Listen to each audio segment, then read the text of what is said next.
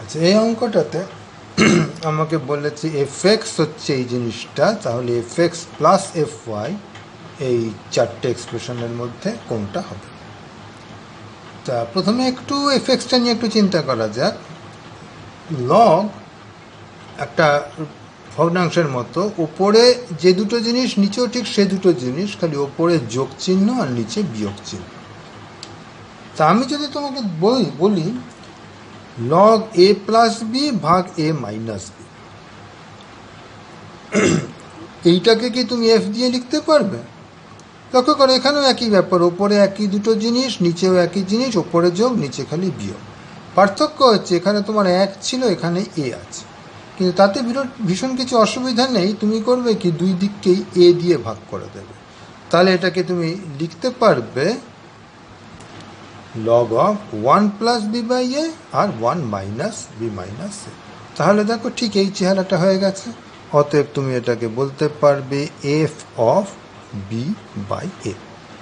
তার মানে এরকম যে কোনো জিনিসকেই তুমি এফ দিয়ে লিখতে পারছো।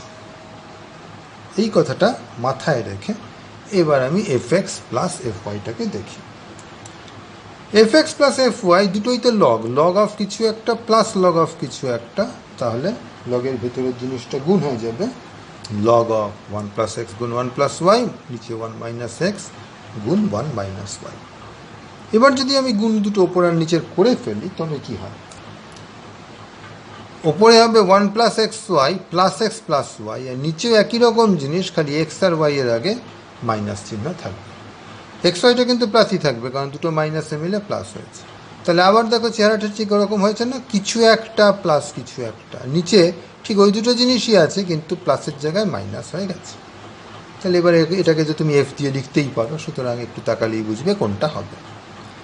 তো এটা হচ্ছে অ্যাকচুয়ালি সলভ করাবার কায়দাটা। এবার এই যে ব্যাপারটা, প্রথমেই আমি এফ এক্সটাকে এই চেহারাটাতে ভাবলাম এ plus B A minus B, এর তো কোনো জেনারেল ফর্মুলা নেই, অঙ্কটার দিকে তাকিয়ে আমার মাথায় এলো তাই বললাম।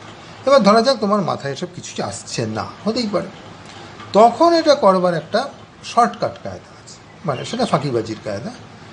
ফাঁকিবাজির কায়দাটা হচ্ছে এরকম, দেখো এই দুটোই হচ্ছে লগ, কারণ এফ হচ্ছে কিছুর একটা লগ। তুমি করো কি, এক্স আর ওয়াই এর জায়গায় যে কোনো দুটো কিছু বসিয়ে দাও। মনে করো একটু একটু একটু মানে খুব সহজ জিনিস বসিও না, একদম শূন্য শূন্য বসালে সবগুলোতেই পার হয়ে যাবে। আরে কিছু বসালে, মনে করো তুমি বসালে, তুমি কিছু আর দিলে, মনে করো হাফ বসালে, এখানে সাবধান, এখানে তুমি যদি 2 বা 3 বসাও তাহলে এইটা কিন্তু আমার নেগেটিভ হয়ে ঝামেলা করে দেবে। সুতরাং তুমি কিছু একটা বসাও, ধরো হাফ বসাও, আর ওয়াই এর জায়গায় ধরো তুমি কিছু একটা দিলে, ওয়াই এর জায়গায় তুমি হাফ বসাও। এবার সেটা করে তুমি দেখো লগ অফ এই ভেতরের জিনিসটা তুমি বার করতে পারবে, এগুলো আবার এগুলোর ক্ষেত্রেও বার করতে পারবে। এগুলোর তো একটা করে লগ থাকবে, ঠিক আছে, কিন্তু সব কিছুকেই লগের টার্মসে লিখতে পারবে। এবার দেখো এর মধ্যে কোনোটার সাথে তোমার ম্যাচ করে গেল কিনা। যদি ম্যাচ করা যায় তাহলে ওইটা হলেও হতে পারে, আর যদি কোনো কিছুতে ওই তোমার বিশেষ উদাহরণটাতে ম্যাচ না করে তাহলে ওটা তোমার এলিমিনেটেড হয়ে গেল। এরকম করে তুমি টুকটাক কয়েকটা উদাহরণ নিয়ে অনেক কিছু এলিমিনেট করে ধরনের অঙ্ক করে দেওয়া যায়। এখন এটা আমি ফাঁকিবাজি বললাম, তার কারণ হচ্ছে আমি যদি ডি এর অপশানটা দিতাম নান অফ দ্য অ্যাবাভ, তাহলে তো লাভ হতো না। নান অফ দ্য অ্যাবাভ তো কোনো দিন এলিমিনেট করা যায় না, তুমি কিছু উদাহরণ নিয়ে কত এলিমিনেট করবে। সুতরাং ওটা হচ্ছে এই জন্য ফাঁকিবাজি বললাম। এটা হচ্ছে আসল পদ্ধতি, কিন্তু আসল পদ্ধতিটার জন্য তোমাকে এটা কিছুক্ষণ দেখে এই প্যাটার্নটা বুঝতে হবে, যে সত্যি সত্যি গুণটা করে যে কিছু একটা প্লাস কিছু একটা মাইনাস, সেই একই জিনিস, এই প্যাটার্নটার সাথে এই প্যাটার্নটার কাছাকাছি, কিন্তু এখানে একটা 1 আছে, এই সব চিন্তাভাবনা তোমায় করতে হবে। এটাই অ্যাকচুয়ালি কাম্য, যে ছাত্র এটা চিন্তা করতে পারে কিনা। কিন্তু পরীক্ষার হলে তোমার মাথা কাজ না করলে ওই শর্টকাটটা, এই অঙ্কটা যেহেতু ত্রুটি, যে নান অফ দ্য ব্যাপারটা দেয়নি, সেটাকে কাজে লাগিয়ে তুমি কিছুটা করতে পারো।